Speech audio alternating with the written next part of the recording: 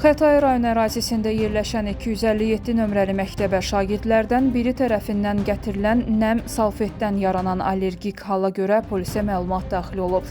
Daxili İşlər Nazirliyinin mətbuat xidmətindən bildirilib ki, Xətai rayon polis idarəsində təhqiqat araşdırması başlayıb.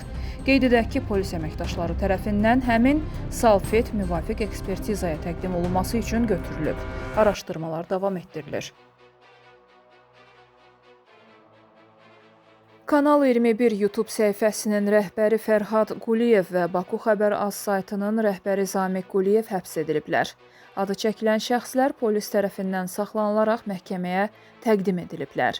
Gəncə Ağır Cinayətlər Məhkəməsinin müvafiq qərarı ilə onların hər biri barəsində 2 aylıq həbs qəti imkan tədbiri seçilib.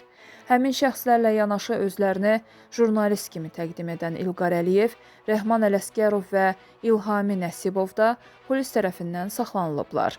Məhkəmə onların barəsində də həbs qəti imkan tədbiri seçib. Bildirilib ki, adları çəkilən şəxslər bir neçə vətəndaşa qarşı hədə-qorxu ilə tələb etmə cinayətində ittiham olunurlar. Toplanmış faktlarla bağlı Cinayət Məcəlləsinin 182-ci maddəsi ilə açılmış işin istintaqı davam etdirilir.